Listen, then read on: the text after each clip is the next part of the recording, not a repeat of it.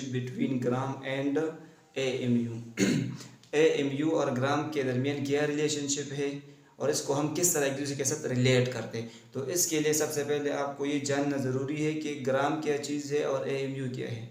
तो जो ग्राम है, it is a unit use for measuring various types of mass, and AMU is also a unit which is use for measuring atomic mass.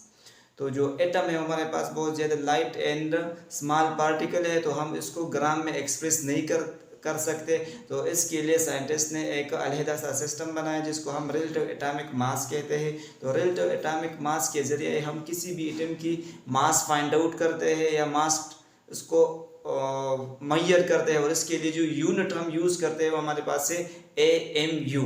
तो AMU is a unit use for measuring atomic mass and gram is a unit use for measuring various types of mass. तो आज के lecture में हम ये पढ़ेंगे कि AMU और ग्राम के दरमियान क्या रिलेशनशिप है। तो चलिए स्टार्ट करते हैं कि what is the relationship between AMU and gram. क्या टॉपिक का नाम क्या है? रिलेशनशिप बिटवीन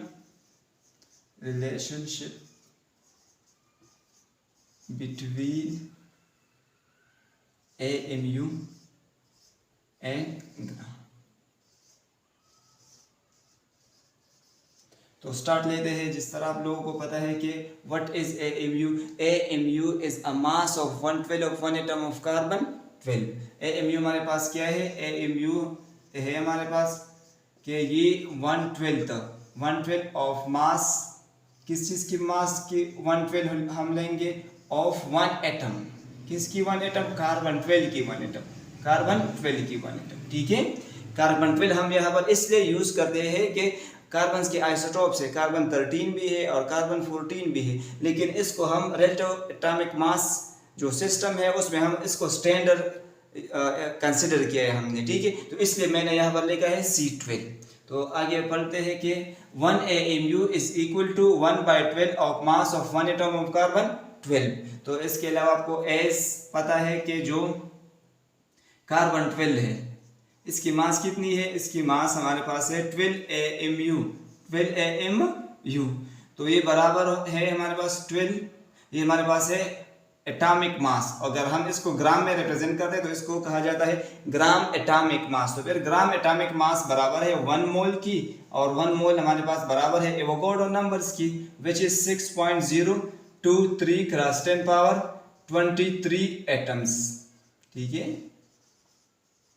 तो ये होगी हमारे पास एक रिलेशनशिप।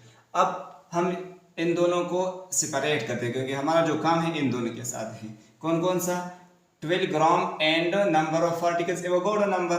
तो हम इस तरह लिख सकते हैं, so 12 gram is equal to 6.023 × 10⁻23 atoms. तो इसका मतलब ये हुआ कि 12 ग्राम यहाँ पर जो 6.023 × 10⁻23 एटम्स का जो मास है वो कितना होगा? वो 12 ग्राम होगा। तो हम यहाँ से ये पॉइंट आउट करेंगे, ये मालूम करेंगे कि एक एटम का मास कितना आएगा, एक एटम का मास कितना आएगा। तो इसके लिए हम एक मैथमेटिकल ऑपरेशन करेंगे जो हमारे पास है 12 AMU। इस तरह हम कह सकते हैं कि जो नंबर ऑफ एटम्स है उनको हम दोनों साइड से डिवाइड करेंगे। जब उनको दोनों साइड से डिवाइड करेंगे हमारे पास एक एटम्स का मास या एक एटम का मास आ जाएगा इन ग्राम्स में। तो चलिए इसको डिवाइड करते हैं। 12 ग्राम डिवाइड बाई 6.023 × 10⁻23। तो यहाँ पर लिखेंगे 6.023 × 10⁻23 एटम्स। 6.023 × 10⁻23 एटम। तो ये दोनों कैंसल आउट होंगे। ठीक है, हमारे पास वैल्यू आएगी 1, और जब हम इसकी कैंसलेशन करते तो किस तरह होगा? ये तो आप इस तरह करेंगे, ये तो ऊपर जाएगा, जब ये ऊपर आएगा तो ये बन जाएगा 10⁻⁻23। और जब हम कैलकुलेटर में इसकी कैलकुलेशन करते हैं तो हमारे पास वैल्यू आएगी 1.99, और यहाँ पर वैल्यू है क्रॉस 10⁻⁻23। यूनिट क्या यूज करेंगे? हम ग्राम यूज करेंगे। इज इक्वल टू यहाँ पर क्या है? 1 एटम। 1 एटम, लेकिन किसकी 1 atom? 1 atom of carbon 12, carbon 12। ठीक है, तो कार्बन 12 का जो एक एटम है उसका मास क्या है 1.99 क्रॉस 10 पावर माइनस 23 ग्राम। और हमने क्या पॉइंट आउट करना है, relationship between AMU and gram. तो हमारे पास जो मेन फार्मूला है वो कौन सा वाला है, पहला वाला जो हमने पहले लिखा है कि AMU is equal to 1/12 mass of one atom of carbon 12। तो इसको दोबारा लिखते हैं एस, हमें पता है कि 1 AMU किस चीज के बराबर है, 1 AMU is equal to 1/12 mass of one atom of carbon 12। Carbon 12 के एटम का मास जो हमारे पास वैल्यू है, कौन इसका वैल्यू क्या आया है हमारे पास, इसका वैल्यू ये है जो ऊपर मैंने लिखा है, ये वाली वैल्यू है। ठीक है, तो मैं अभी इसको फुट करूंगा इस फॉर्मूले में, 1/12 मल्टीप्लाई 1.99 क्रॉस 10 पावर माइनस 23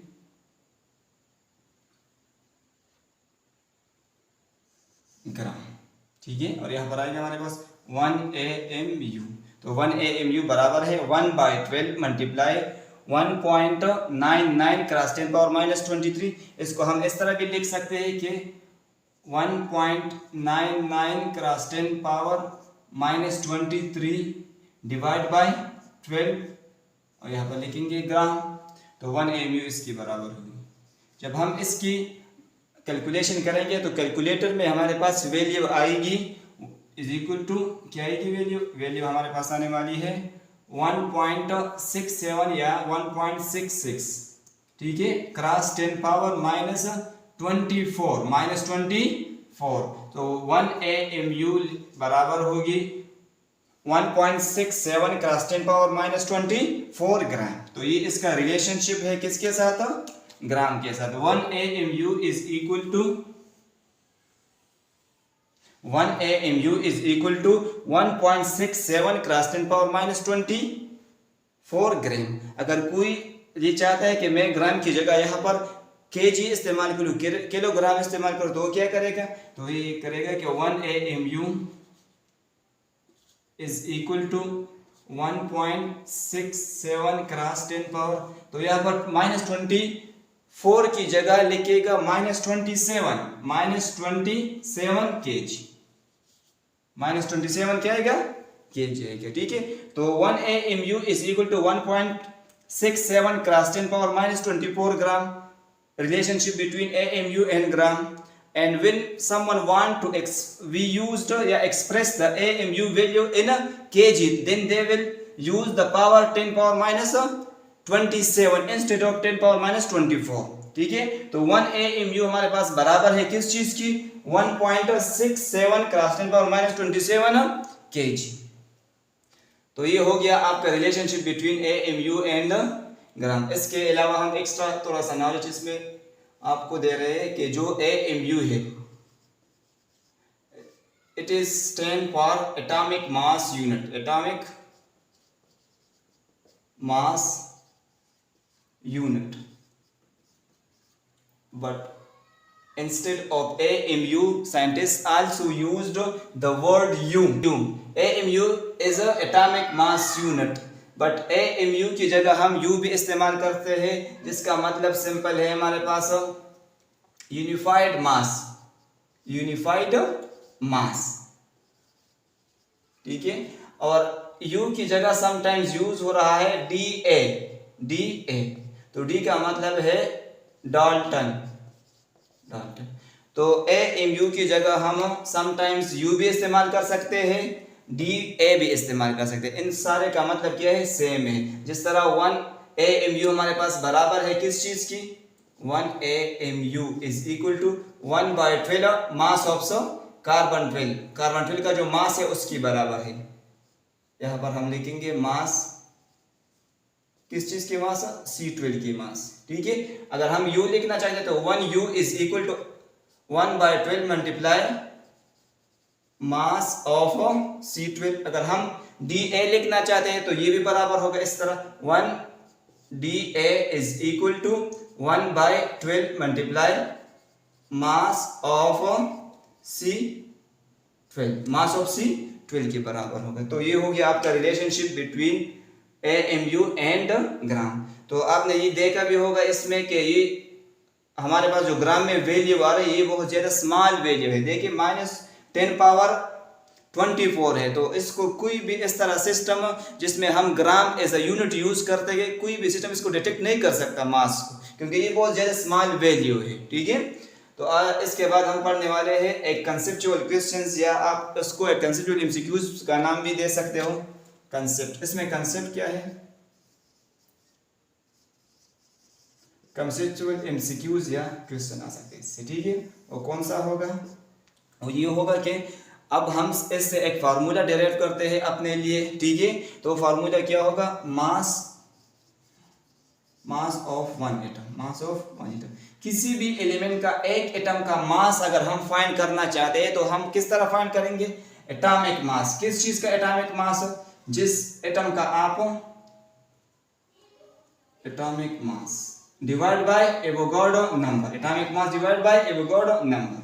तो हम यहाँ पर एग्जांपल लेते हैं, लेट्स सपोज ऑक्सीजन का एग्जांपल लेंगे। किस चीज का? ऑक्सीजन का। अब हम क्या करते हैं? ऑक्सीजन के एक एटम का मास फाइंड आउट करते हैं। ठीक है, तो जिस तरह आप लोगों को पता है कि ऑक्सीजन का एटॉमिक मास क्या है? 16 AMU। क्या है इसका एटॉमिक मास? 16 AMU। तो 16 AMU इसका एटॉमिक मास हो गया। ठीक है, या 16 ग्राम हम लिख सकते हैं, 16 ग्राम या 16 AMU। तो 16 ग्राम इसका क्या हो गया? Gram atomic mass. ये बराबर है किस चीज का? 1 मोल का। और 1 मोल हमारे पास बराबर है 6.023 × 10⁻⁻23 एटम्स। तो यहाँ पर इसका मतलब ये है कि 16 ग्राम, यहाँ पर जो 16 ग्राम का मास है ना, ये कितने एटमों का है? ये 6.023 × 10⁻⁻23 एटम का, ये इतना मास है। ठीक है, तो अगर हम ये फाइंड करना चाहते हैं कि ऑक्सीजन के एक एटम का मास कितना है, तो हम इसको फाइंड आउट कर सकते हैं इसी फार्मूले के हेल्प से। तो लेट्स सपोज देखते हैं किस तरह इसका मास निकलता है। मास of one atom of oxygen. हम क्या फाइंड करें? मास ऑफ वन एटम, एक एटम का मास किस चीज का? ऑक्सीजन का। तो मैं यहाँ पर सिंबल यूज करूंगा O। तो ये बराबर होगा, एटॉमिक मास क्या है इसका? 16 है। एवोगाड्रो नंबर क्या है? ये 6.023 × 10⁻23। तो जब हम इसकी कैलकुलेशन करेंगे तो हमारे पास वैल्यू आएगी इसकी 6 2 तो ये हो गया 12। और जब हम इसकी मजीद पॉइंट्स में वैल्यू आएगी तो आई थिंक 2.65, और ये ऊपर जाएगा जिस तरह मैंने आपको यहाँ पर बताया। जब ये ऊपर की तरफ जाएगा तो ये इसकी वैल्यू बन जाएगी -10⁻⁻23। 2.65 इज इक्वल टू 10⁻⁻23 यूनिट इस्तेमाल हम करेंगे यहाँ पर ग्राम। तो ऑक्सीजन के एक एटम का जो मास है वो आपके पास क्या रहा है? वो है 2.65 × 10⁻⁻23 ग्राम। तो आप किसी भी एलिमेंट का एक एटम का मास फाइंड आउट कर सकते हैं। किस तरह फाइंड आउट करेंगे? इसी फार्मूले के हेल्प से कि एटॉमिक मास, उसका एटॉमिक मास लेंगे आप और इसको फिर एवोगाड्रो नंबर से डिवाइड करेंगे, और जो वैल्यू आपके पास आएगी वो होगी उसी पार्टिकुलर एटम्स का एक एटम का mass in grams. Thank you. Hope you understand with the terms AMU, the relationship between AMU and gram. Thank you.